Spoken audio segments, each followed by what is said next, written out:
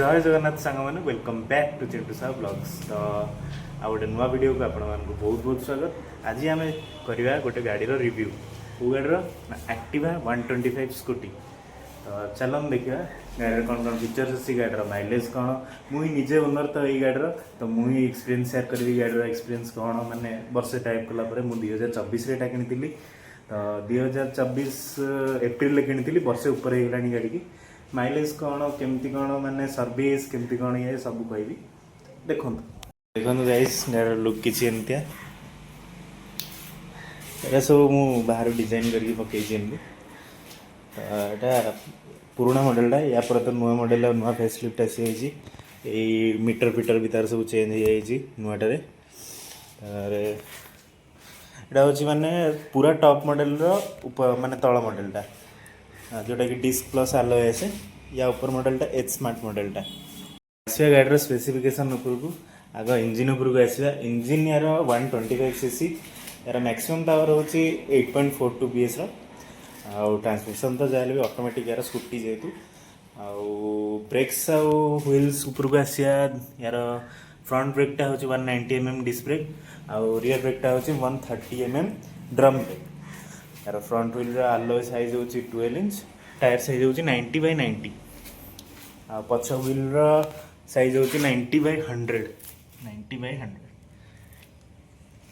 या पछ व्हील आलोय साइजटा हूँ 10 इंच यार ये गाड़ीर 5.3 लिटर्स दूसरी फ्यूल कैपेसिटी यार ओजन तथापि हो 100 kg भाया 110 kg भाया ग्राउंड क्लियरेंस यार बहुत खास दूनी माने normal ground clearance 162 mm LED light दूसरी आगे जोटा कि रात्रि एत माने खास पड़ूनी इंस्ट्रूमेंट सेमी डिजिटल रोचे टिके ना स्क्रीन एट दूसरी ये एनालॉग दूसरी ऊपर किक स्टार्ट दूसरी और सेल्फ स्टार्ट भी दूसरी एटा BS6 मॉडलटा एटा गोटे वर्ष पुराणा एबे तो नुआ आसीगला यार तो आसवा यार गाड़ीर हैंडलिंग उपरकू गाड़ीर हैंडलिंग बहुत भल मुझे वर्षे ड्राइव कर सारे भुवनेश्वर कटक सब आड़े गहल भी चलई बहुत हैंडलिंग बढ़िया है गाड़ीर आउ मेन कथा रोचे यार माइलेज माने बहुत कन्फ्यूजिंग माने केतबेले केमती 40 केतबेले केमती 45 आउ बेले बेले तो बहुत डिसअपॉइंटिंग माइलेज था यार 35 30 एमती कहीं स्कूटी भाई कौन एक्टिवा बन देखो ये तार माइलेज भी शो करे एमआईड्रे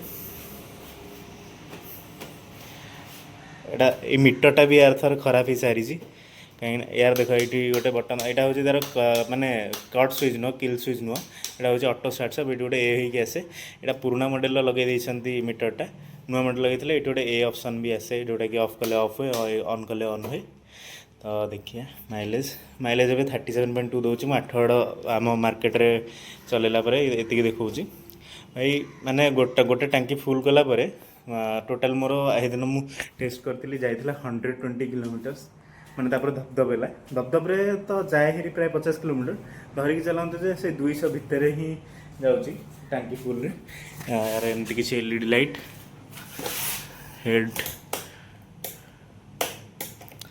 एगुड़ा सब एक्सेसरीज पार्ट था गाड़ी जो बनाई या ऊपर मॉडल एच स्मार्ट एक्चुअली चाबी दिएनी एथर गोटे जमी स्विच वाला दे दी था एमती मोड़ले खाली माने गोटे वायर कौन कहते कीलेस एंट्री दे दी था मैंने चाबी पकेट रहा ऑन कले चलो तो कौन ओवरऑल गाड़ी सीट साइज फाइज सब ठीक अच्छी माने 3 जन भी आराम से बसिक जापर किसी असुविधा ना सस्पेंशन भी यार बहुत भल बाकी गाड़ीर गोटे प्रोब्लेम हूँ माने माइलेज टे कम देखा मत लगे पचरे भी LED लाइट देती इंडिकेटर गुड़ाक बाकी हेलोजन फ्यूल टैंक ये खोली हे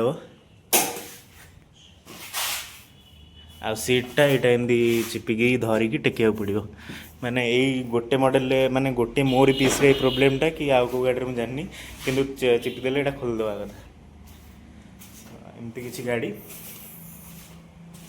सर्विसिंग तो बहुत भल ही लगे मत कहीं नॉर्मल सर्विसिंग केते टका भितर से 600-700 टका भितर सर्विसिंग हो जाए जदि माने एयर फिल्टर पड़ला कि कौन माने एक्स्ट्रा जिनस कौन खराब हो पड़ला देन टिके अधिक पैसा 1000 टका उपरू क्रॉस हो जाए ये गाड़ी थे मु बेल्ट चेंज करी रास्तार माने हाईवे गला बेलू बेल्टा छिड़ी जाता है 700-800 टका पड़ जाता खाली गोटे बेल्ट ହେଲେ ଚଳିବ ସବୁ ରିଜନେବୁଲ୍ ପ୍ରାଇସ୍ यार होंडा जेहेतु କିଛି ଇଞ୍ଜିନ୍ରେ କିଛି ପ୍ରୋବ୍ଲେମ୍ ଆସିନି ବର୍ଷେ ଭିତରେ। ମୁଁ ତ ଟାଇମ୍ ଟୁ ଟାଇମ୍ ସର୍ଭିସ୍ କରେ, କିଛି ଏମିତି ଅସୁବିଧା ନାହିଁ। କିଛି ମାନେ ଏକ୍ସଟ୍ରା ଖର୍ଚ୍ଚ ହେଇନି, ଖାଲି ଗୋଟିଏ ସେ ମିଟରରେ ପାଣି ପଶି ଯାଇଥିଲା, ସେଇଟା ଆମରି ଭୁଲ ଥିଲା। ସେଇ ଉପର ରବରଟା ଛିଡ଼ି ଦେଇଥିଲି ମୁଁ, ଏଇ ରବରଟା ଛିଡ଼ି ଯାଇଥିଲା, ସୋ ପାଣି ପଶି ଯାଇଥିଲା। ମିଟରଟା ପଡ଼ିଗଲା ୟାର 4000 ପାଖାପାଖି।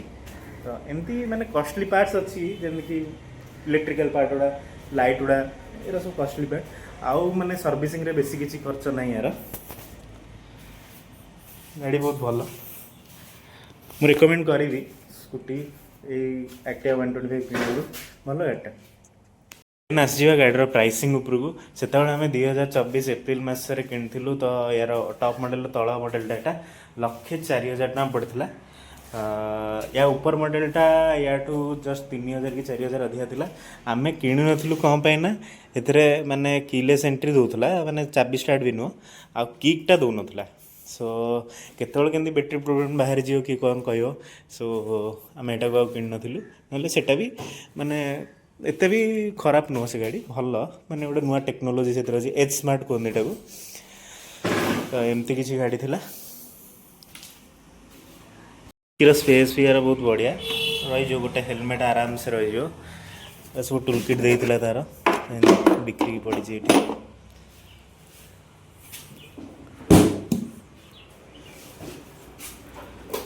ଗାଡ଼ିର ସାଉଣ୍ଡ, ଇଞ୍ଜିନ୍ ସାଉଣ୍ଡଟା ବି ବଢ଼ିଆ, ଷ୍ଟାର୍ଟିଂ ସାଉଣ୍ଡଟା।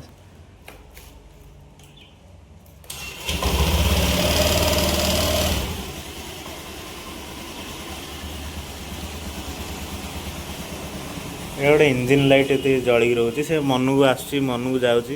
କେତେବେଳେ କେମିତି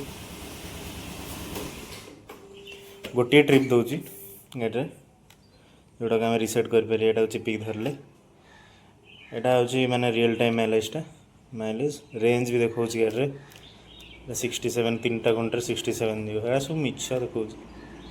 ଏଇଟା ଟୋଟାଲ୍ ଦେଖନ୍ତୁ 563 କିଲୋମିଟର। ମୋର ଆକ୍ଚୁଆଲି ଗାଡ଼ି ଚାଲିଯାଇଛି 22,000-23,000 କିଲୋମିଟର ବର୍ଷକରେ। ଏଟାକୁ ଚେଞ୍ଜ ହେଇଛି ବୋଲି ସେ ଆଉ ସେଇ ପୁରୁଣା ଇଏକୁ ଯାଇପାରିଲାନି, ଏଥିଲାଗି ଜିରୋରୁ ଷ୍ଟାର୍ଟ ହେଲା ପୁଣି ଥରେ। ତ ଓଭରାଲ୍ ଗାଡ଼ି ବହୁତ ବଢ଼ିଆ। ଏବେ ତ ରେଟ୍ ବି କମିଯାଇଛି ଯେଉଁ GST ପାଇଁ, କିଣିପାରିବେ। ତାପରେ ୟାର ଲୁକ୍ ବି ଚେଞ୍ଜ ହେଇଯାଇଛି, ଆଉ ତାପରେ ସେଇଟା ମିଟରଟା ବି ଡିଜିଟାଲ୍ ହେଇଯାଇଛି, ଟିକେ ସବୁ ଚେଞ୍ଜେସ୍ ହେଇଯାଇଛି। ତ ଭଲ ଗାଡ଼ି। ଯଦି ଭିଡ଼ିଓଟି ଭଲ ଲାଗିଥିବ ଦେନ୍ ଲାଇକ୍, ସେୟାର, ସବସ୍କ୍ରାଇବ୍ କରିବେ। ଏମିତି ଭିଡ଼ିଓ ପାଇଁ ଅପେକ୍ଷା କରିଥାନ୍ତୁ, ମୁଁ ଆଣିବି ଆହୁରି ଗାଡ଼ିର ଭିଡ଼ିଓ ସବୁ। ମେନଲି କାର୍ର ଭିଡ଼ିଓ ମୁଁ ବନାଇବାକୁ ଚେଷ୍ଟା କରିବି, କାହିଁକିନା କାର୍ ଉପରେ ଟିକେ ବେଶୀ ନଲେଜ୍ ମୋର, ବାଇକ୍ ସ୍କୁଟି ଉପରେ ଏତେ ବି ନଲେଜ୍ ନାହିଁ। ସୋ ଦେଖାଯାଉ, ନେକ୍ସଟ ଭିଡ଼ିଓକୁ ଅପେକ୍ଷା କରନ୍ତୁ।